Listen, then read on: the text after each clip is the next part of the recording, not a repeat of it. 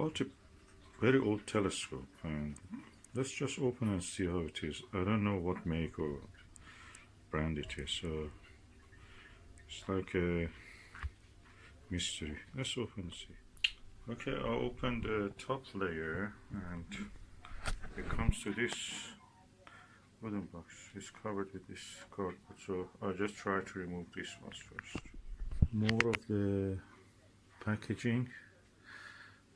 When you buy things in the wooden boxes, you have to be careful, don't transfer woodworms to your property, so I have to check for any signs of the wood damage. Okay, I have now disinfected the outer surface with the isopropyl alcohol, and now I'm going to open the box.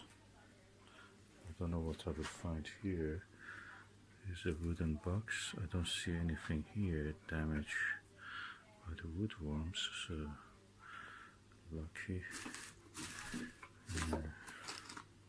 These are all the pieces. I have to be very careful with these rags. I will remove them. I don't want them to contaminate.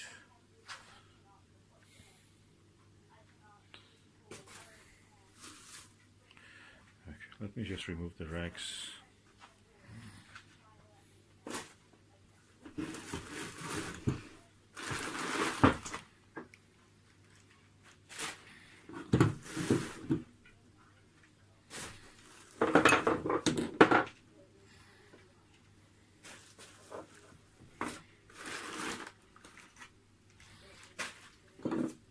That's a massive finder scope. Never saw anything like this before.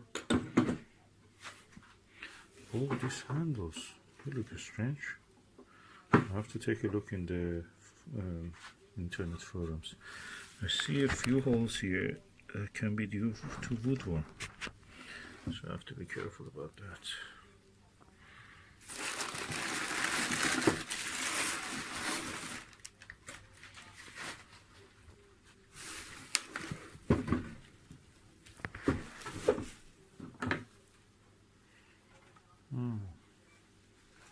Not symbol. Anybody knows what is that? I have to study.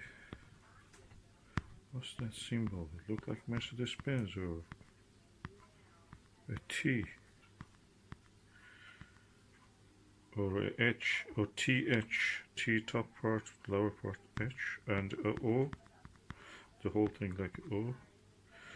And Y also, reverse Y. That's just strange. Let me just remove the wrapping of the tube. Okay, I see a writing. I've disinfected most of the things. What is the writing here? HOC model number. It says model number.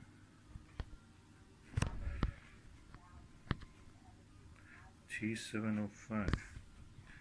Diameter 77, focal length 1000. And number 17884, and that same logo again here.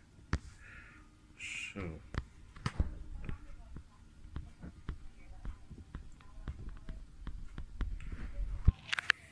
I must say I'm impressed by this. This is really big. These sachets are practically useless. They maybe contain some people. Just throw them away. Okay, I've now emptied everything that is here, and what I noticed is written in some letters. It's in Chinese or Japanese character, Yashio. Yashio is the name here. That's Y, and there are some numbers probably. And Yashio. What is Yashio? I have to look.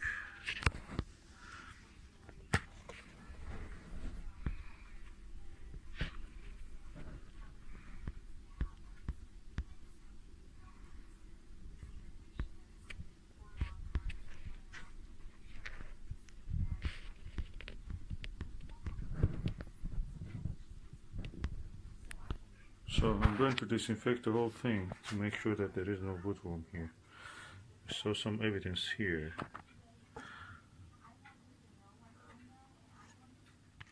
Okay, the tube rings for the scope watcher ED 72mm easily fits into this, so it fixes it. And the funny thing about this focuser of the telescope is that you have to remove, you can actually manually take this out that much. Then with the fine focusing, you can do it with the rack and pinion one.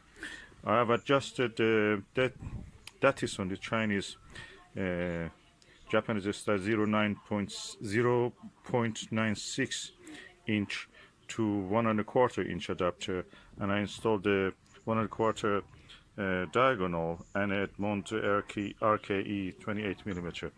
So practically I can use it now. This telescope is now in balance, and let's see how the image looks through this. So the image is good. Half of the system is of course the objective lens 77mm, and half is this eyepiece. I'm not bothered to refocus it again because that's what I get. And if I try to move it, because it's on a tiny Dobsonian mount, we just move out of focus. And the blackout you see kidney bean is because of the eyepiece.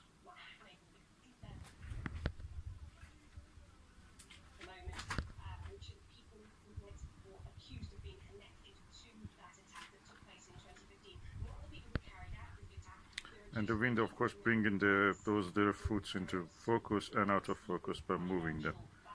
So, okay, that was the view through this telescope.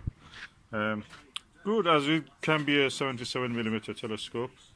It probably will benefit if it be on the proper mount, big tripod, and a mount that you can move it. The funny thing is that the dew shield can be shifted actually back and forth around 1½ centimeter. So interesting.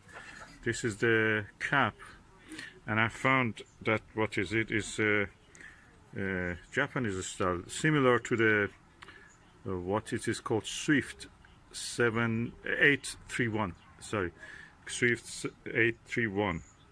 Which at this 1960s, mid-1960s, was built by the Takahashi. So practically this is a Takahashi.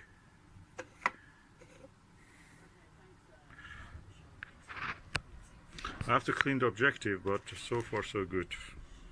So we're fiddly with the focuser. This is a nice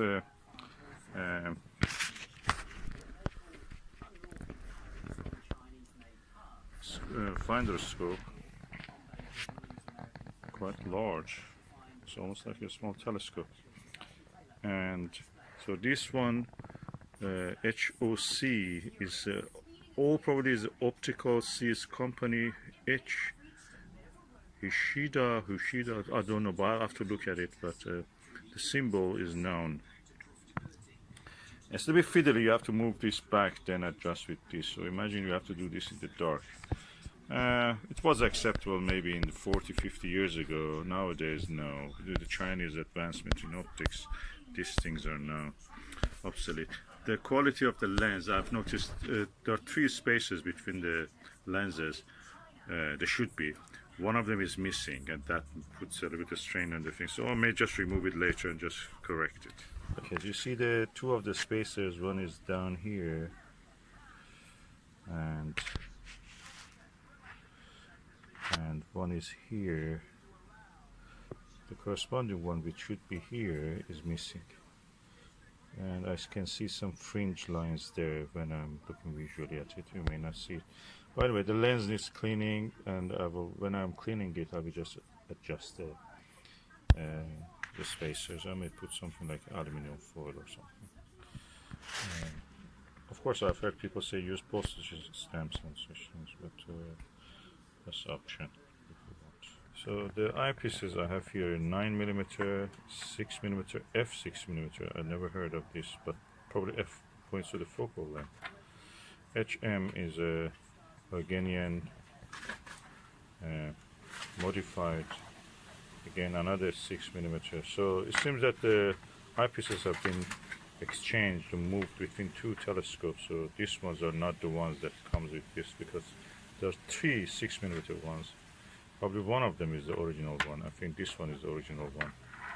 And there must be a 12 and 20 or 24, 25mm. But these two are something from somewhere else. Organians are good. Most of the discoveries in the history of astronomy were made by these ones. They're very bright at the center and on axis, very nice. Off axis, a little bit distortion, but yet they're bright. So that makes them really ideal. But the eye relief and the size of the lens for cleaning is tiny, so you cannot really do much. Interesting is the size and the shape of these knobs. These are the style for the Takahashi and old Takahashi, probably I should say, or Swift also.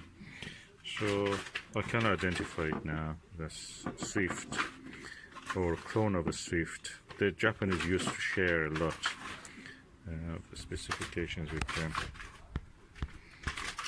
and in patterns that they created, they share it together. They are nice. You can use it on any telescope. So I'm looking forward to use them on a tripod when I have the chance.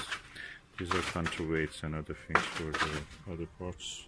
I don't see any tripod. There is no space for putting the tripod in that box, wooden box. So I suppose the tripod comes separately, or it was just optical tube assembly, like expensive items. And this is, of course, a solar viewing screen that has been damaged by some kind of washing or abrasion, or it can be the sun has burnt it. It can be repainted and used. Okay, the hood, the dust cap, sorry, the hood, light protection hood. This is the cell holder for the lens, objective lens, and this is the whole objective lens. So I'm just going to clean this one. I'm not going to open the whole thing because I don't want to get involved too much in that without the proper tool. And that is the objective lens. I don't want to open it because it has a special tool. I can open it, but I don't want to do it now at this stage. I will just try to clean what is outside. What I noticed also is that the actual finder also had this kind of objective lens doublet once. So there have been, one of the spacers have been sliding that direction. The way to put it in is to remove on a screw either this side or that side and slide it into here, then put it back either this side or that side, whatever, which one you open. Of course, this way you open, you put it this way. And but it is impressive that they have the spacer for this. That's a doublet also. Means quite paid attention to detail. I'm going to clean this and just put it back where it was.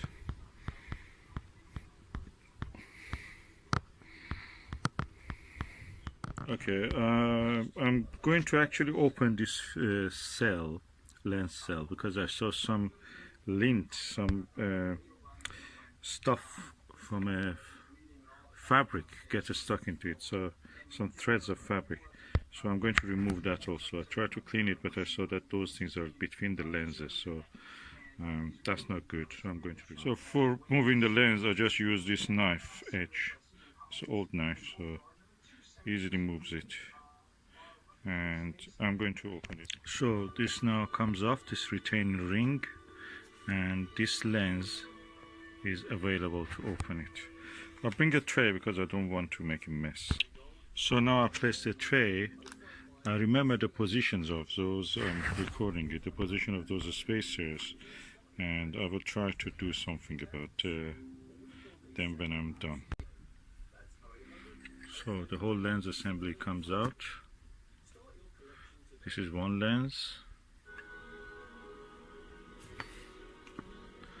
This is the second lens, so it's a doublet. So these things are here, spacers are here, and if I closely look at them, they look like a foil kind of thing. Let me just have a look. very thin foil.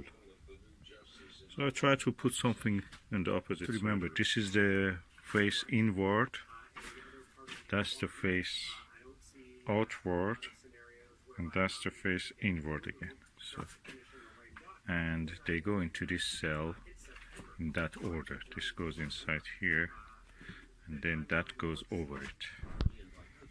Okay, I'll put a tiny dot of the tiny pieces of a piece of a aluminum foil with a dab of the glue, just normal glue, no super glue or anything. And now I'm going to put these things back together. Okay, now I'll put them together.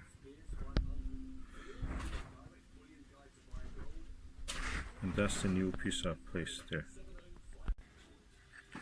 Okay, I'll just show you how I'm putting this together. I put them together. Now, this is the top part. That's the bottom part.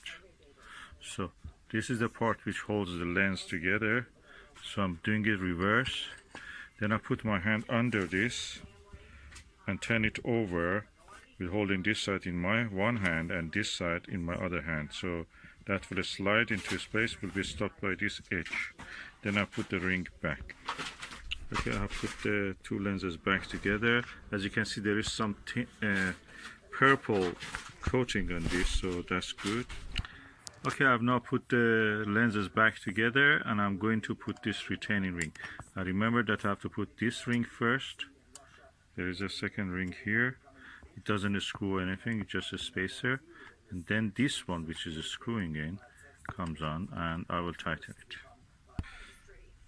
So I tightened it first with hand, then I tightened it with this knife edge, and it is now back to the way it was. Of course, when you remember that these lenses are concave convex, so beside videoing it, I know that that helped me, but they're concave convex, so they join together in that concave convex position. So there is no way to misplace them, because otherwise you will just have something which is different from the focal length and the arrangement that it was originally. So I'm going to put it back on the lens assembly. So the lens cell is now assembled again and is ready to go to its place. Yeah, the lens cell is back. Let me just clean this one also just a little bit, just to give it more nice things. Nice shiny look. Okay, the lens cell is now cleaned as much as possible. I don't want to really scratch or anything. You know, it already has some scratch, so I will assemble it now. Okay, so now the dew shield also put it back. As you can see, this comes this amount out. It's quite a small dew shield, so I suppose it's a small telescope, but I can make it bigger if I want. I can extend it. And there are 3 screws here that actually can tighten it up more in position. And that's the cap. Okay, the scope actually fits here perfectly, but the cell cannot actually fit here. So what I will do, I put the cell here. I will cover it with aluminum foil on top. So I've covered the objective with this aluminum foil. Aluminum foil doesn't have any fabric or anything that can go and or anything particles falling from it, as far as I know. So it will keep the mirror, the objective lens clean. And the other side has a cap, so it will be safe here. The only thing remaining is just put some clean stuff to keep these things from moving inside the box.